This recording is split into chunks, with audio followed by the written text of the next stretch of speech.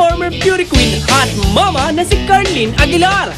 Pero parang hindi pa man sumasabak, ay ang dami ng sinasabi nitong si Carlene. Teka, kabado kaya siya? Yung puso ko. Ay, may lapel ako. Naririnig pala ako. Sandali, wala pa. Ang God! Tut!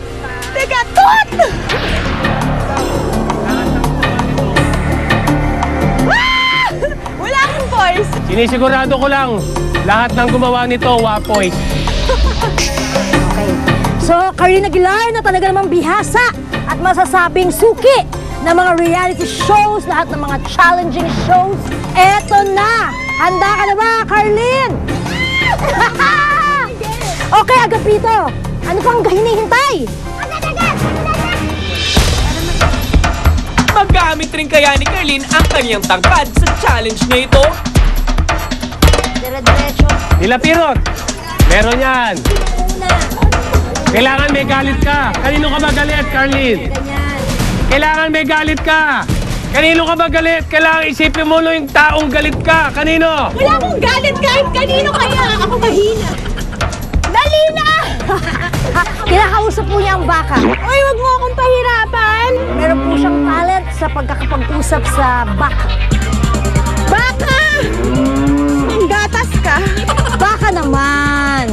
Bakit malit yung butas? Ayan na, dumadami na siya, Carlene.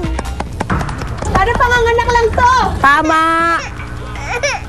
Tama! Ayan lang, oh. Tama. Panganganak lang nga yan. Iba-ibang style na ng pagpiga ang ginagamit mo, Carlene. Kawawa naman ang kaunayan at bugbog sarado na sa inyong anim. Akala ko madali lang kasi in-expect ko mabilis siya gatasan pero hindi pala. Kailangan mo ng sobrang matinding strength to make the milk flow. Okay. Gitna mo, baka... Oy, oy, oy! Baka tumapo yung gatas mo!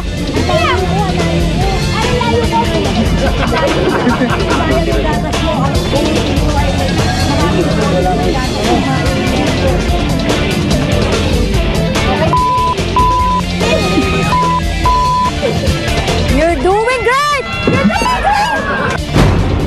Okay, naisave mo ang panyera. 9 minutes! Iniisip ko kung dadamihan ko ba muna tapos ilalagay ko na doon ng isahan, which yun yung ginawa ko. Or unti-unti tapos balance. Eh, syempre, medyo alanganin ako sa balance. So, ayun, yun yung ginawa ko. Hindi nga ako nahulog pero talaga ang tagal ko dun sa gatasan. At sa wakas, nakarating ka rin sa dulo, Carlene, nang hindi pumaplakda. Amazing! Ayoko siya matapon. Kung mahulog man ako, di ba, at least nag-start na ako dito. Kasi pinaghirapan ko yung gatas na. Kasi ang konti, parang in-expect ko talaga na pag isang ganun, marami. Ang liit ng butas. Yaman ni Lola. Sa pagbabalik ng ang yaman ni Lola, sa isang mabalahibong habulan, mapapasabak ng mga dalagang bukid ni Lola.